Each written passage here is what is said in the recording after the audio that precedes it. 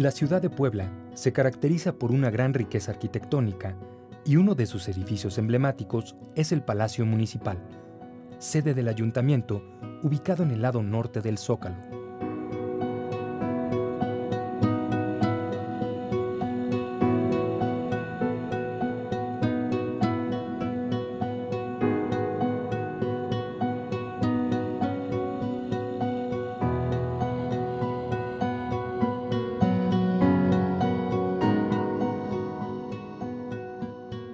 En el castellano del siglo XVI, la palabra Puebla significaba el acto de comenzar un asentamiento humano o fincar una población donde no había nada. Una leyenda asegura que fueron ángeles tirando de unos cordeles quienes trazaron las calles de la ciudad. Los primeros franciscanos que habitaron la villa solicitaron a la corona española que se llamara Ciudad de los Ángeles, y con el tiempo, sus habitantes adoptaron el nombre de Puebla de los Ángeles.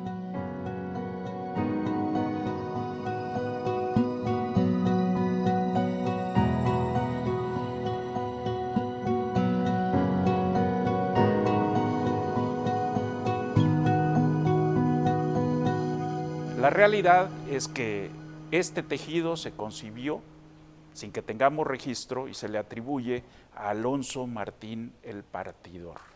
El concepto es de ciudad romana, que habrá que subrayar que el Renacimiento estaba en plenitud en el mundo y eso se expresa, el concepto de ciudad ideal que se manejaba a nivel mundial en la etapa renacentista, se testimonia en la ciudad de Puebla.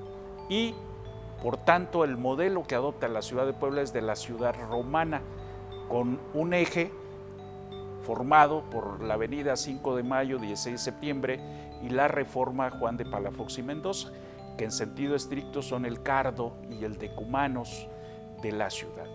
Eso hace que la plaza o zócalo se consideren como el foro que acompañaba a este trazado. Y a partir de ahí se empieza a configurar la ciudad con dos edificios principales, el del ayuntamiento, que entonces se llamaba de la Audiencia,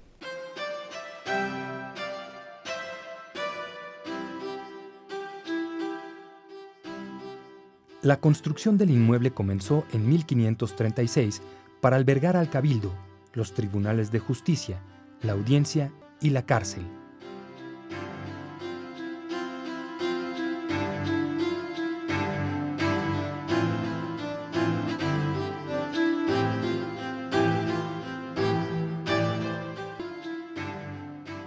Al comienzo del siglo XVIII se le agregó un segundo nivel y en 1896 el arquitecto inglés Charles J. Hall demolió el edificio colonial para construir el que hoy conocemos.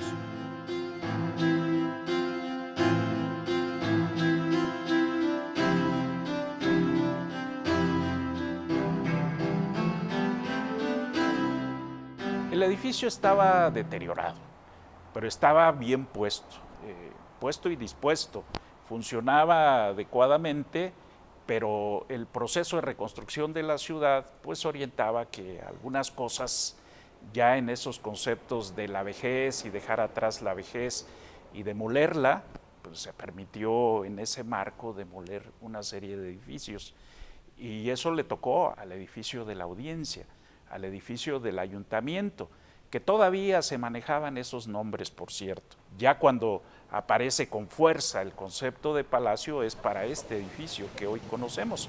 Tienen que ver mucho los nombres y sus manifestaciones físicas en lo arquitectónico y en lo urbano. Aparece el Zócalo, aparece el palacio y aparece una ciudad renovada totalmente, otra escala también, porque esto se acompaña con un edificio que está en la esquina, enfrente de una de las caras del palacio, que fue el primer banco de la ciudad, el Banco Oriental. Hoy lo ocupa el gobierno del estado como salón de protocolos.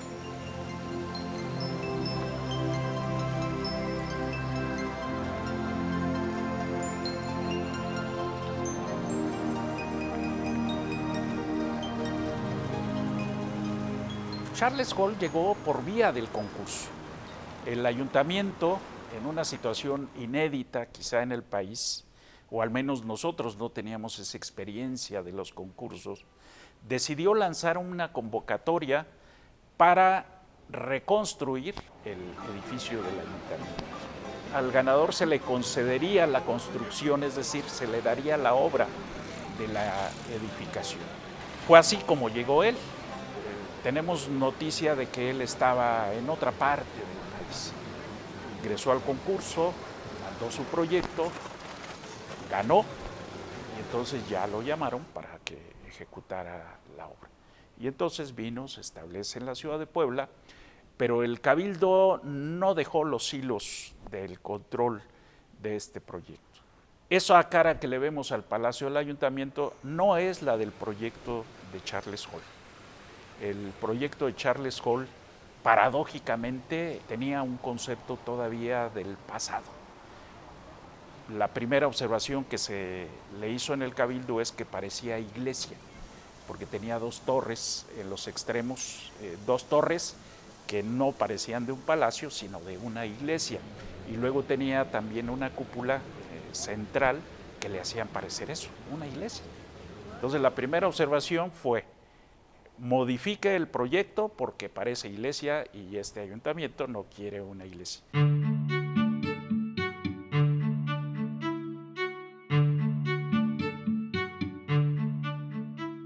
La construcción duró varios años y la inauguración oficial se llevó a cabo en noviembre de 1906. Para la obra, se aprovecharon algunos muros de mampostería y cantera ya existentes.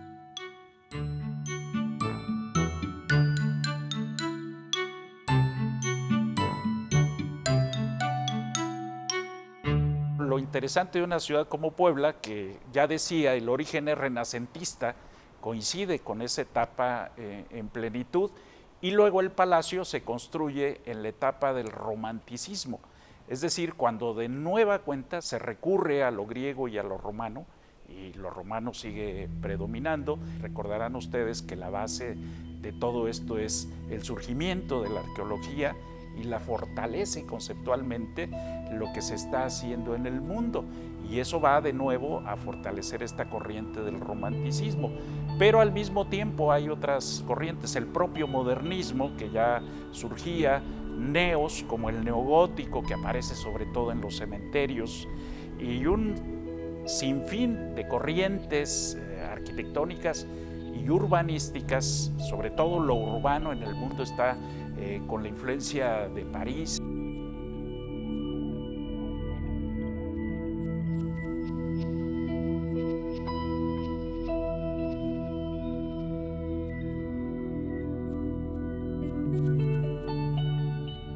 Hay muchos detalles interesantes, todos ellos, porque la obra por partes se fue encargando a los mejores especialistas del país.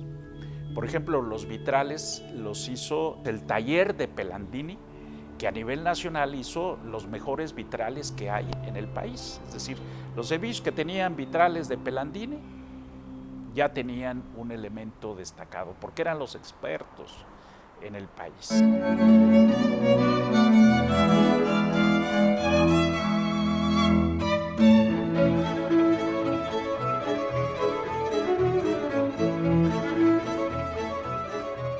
Claudio Pelandini, quien había llegado a México en 1868, se dedicó a la importación de los célebres cristales franceses de Saint-Gobain y se especializó en vitrales, vidrios biselados y esmerilados.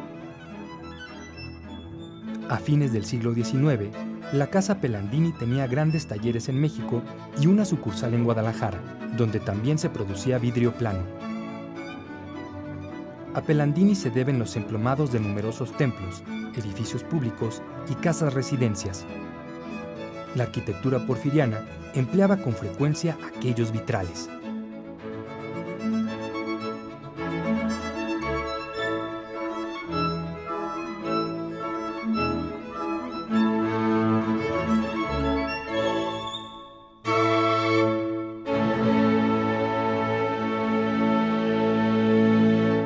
Los mármoles se traen de Carrara, esos mármoles blanquísimos de la escalera que se ven como queso y dan ganas de devorar esos mármoles tan bellos por el material mismo.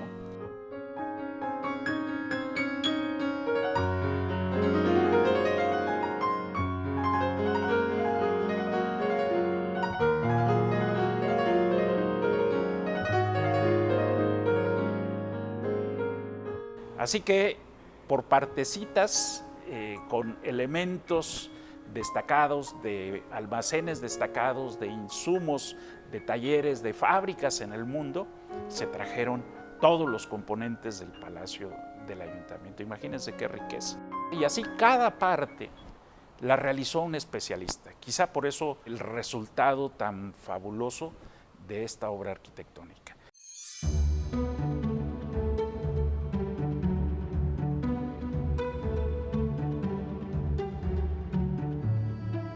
Desde tiempos muy antiguos se ha extraído mármol de las canteras de Carrara, ubicadas en los Alpes apuanos de la Toscana italiana. Es universalmente conocido por su blancura casi sin vetas y grano fino.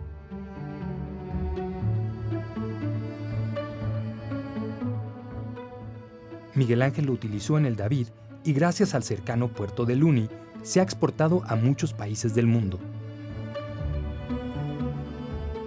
En la Ciudad de México, el Palacio de Bellas Artes fue construido con bloques de mármol de Carrara.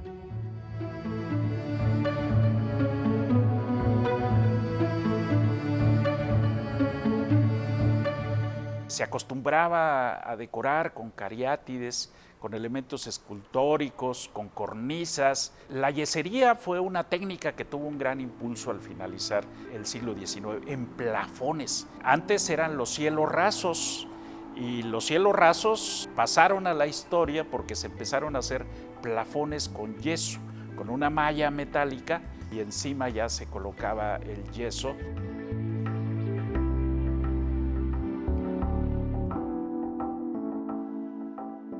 Entonces esto forma parte de esa técnica de las yeserías, y no solo en el palacio, en muchas de las casas tenemos mascarones inclusive de madera en portones que todavía encontramos, y no podemos ir hacia el significado porque pues esto está relacionado de nuevo con la mitología griega y la mitología romana. Es decir, se toman estos elementos como decorativos y no siempre con un simbolismo propio que identifique al edificio que lo tiene.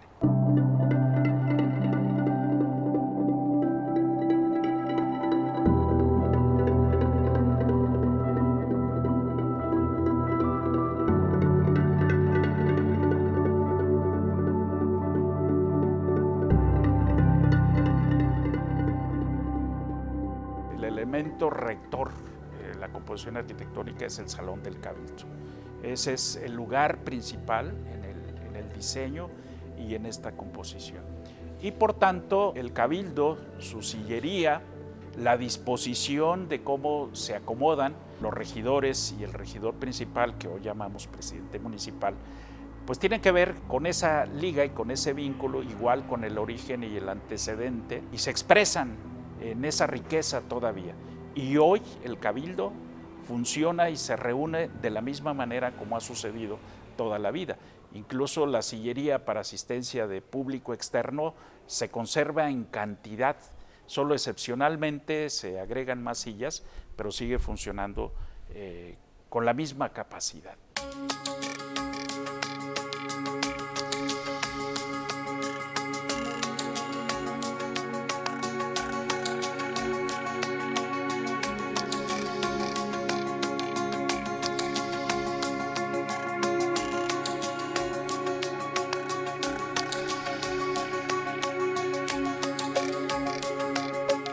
Desde luego que la mayor concentración en decoración, hablando las maderas, los pisos de parquet, que esos eran los elementos que identificaban a los espacios con mayor riqueza, maderas finas en la propia sillería, y desde luego la pintura mural y la pintura de plafón, que fue parte también de una tendencia estilística en toda la arquitectura de la ciudad, no solo en el palacio. De eso no tenemos testimonio de quién hizo la pintura mural de muchos lugares. Hay pinturas murales que se pagaron, que se encargaron, pero luego no están definidas quién hizo qué cada parte. Las pinturas aluden a la mitología grecorromana, no tienen mucho que ver con lo cotidiano de la ciudad de Puebla. Son elementos totalmente ajenos a la idiosincrasia del poblano, pero estaban de moda, era lo que hacían los talleres de artistas y se quedan plasmadas ahí.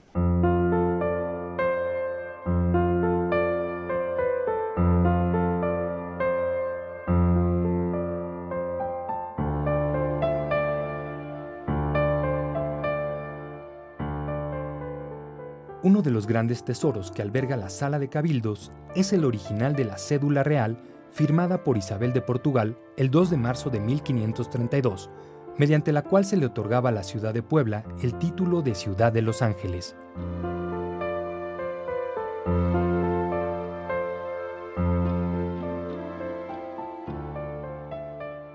Los arcos acodados, los acodos en los marcos de las piedras, son elementos que caracterizan a esta arquitectura del romanticismo, la proporción, la simetría de los vanos. Habrá que revertir esto a dos conceptos importantes, que son la ligereza de la arquitectura, la iluminación y la ventilación natural, y por eso el uso de ventanas y de puertas ventana que permitieran el ingreso de luz y de aire a los recintos. El uso del cristal fue abundante, se empezaron a cubrir algunos patios. La cubierta, claro, que hoy tiene el palacio no es de aquel tiempo, pero sí estuvieron de moda en la ciudad, fue algo recurrente. El uso de todos estos materiales que también, así como lo dije del mármol, se traían de otras ciudades del mundo.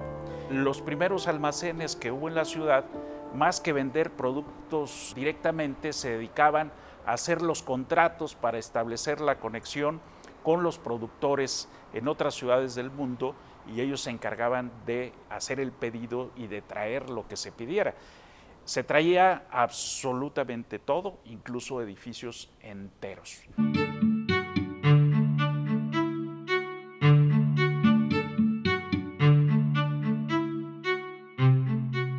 En los años 70 del siglo XX, por decreto presidencial, todos los palacios municipales deberían de tener una réplica de la Campana de Dolores.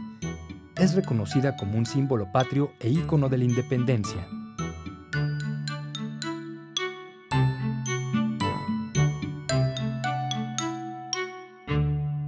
El reloj sí, es un reloj de época, fue un regalo especial y también el compromiso era colocarlo. Se regaló el reloj y luego no se tenía el recurso porque no había sido considerado en el presupuesto del palacio, pero finalmente el mismo que obsequió el reloj pagó la colocación ahí. El tema del reloj es curioso porque el reloj que tiene la catedral, que no es muy divulgado, es virreinal. Y también fue un obsequio, está en la Torre Norte, funciona todavía el reloj. Y aquí, para que el palacio tuviera su propio reloj y estuviera a la misma altura en calidad que el tema de la catedral. Cosas curiosas, ¿no? Alguien que dijo, levantó la mano y dijo, al edificio le falta su reloj, y se colocó su reloj.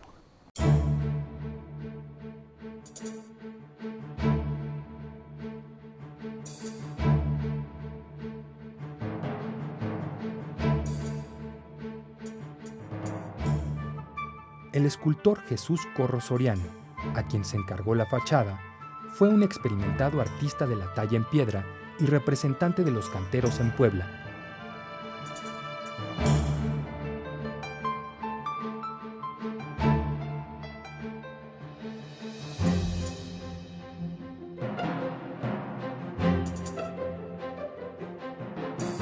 A mí realmente me asombró el resultado del palacio, ¿no? Porque uno encuentra elementos que se pueden mirar de manera parcial, pero luego integrados a este conjunto. Hay muchos detalles y en contraste, fíjese qué curioso que sí encontramos el costo de cada una de las partes de lo que se construyó y encontramos el libro completito de todos los gastos que se hicieron, a quién se le pagó, cuánto se le pagó, y por fortuna lo pudimos incluir en este libro del edificio de la Audiencia. Al final está como un anexo todo lo que se gastó en el edificio, ¿no? Y eso sí está.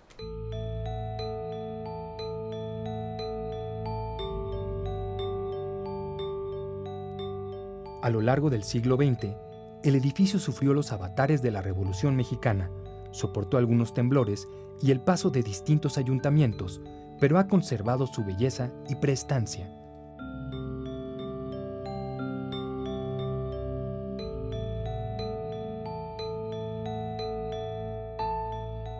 El edificio se ha mantenido íntegro, digamos que la gran intervención que ha tenido ha sido estructural después del sismo de 99, fue uno de los edificios que quedaron dañados y se reforzó estructuralmente.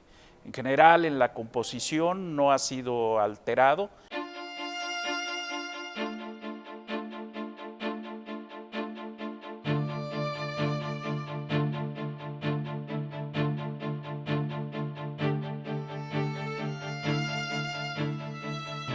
Es un espacio importante como lo es el Zócalo, como lo es la catedral. Hay elementos de identidad del poblano con estos edificios y están en esa categoría. Quizá primera categoría lo tenga la catedral y luego ahí entre el Zócalo y el Palacio estará el segundo y el tercer lugar.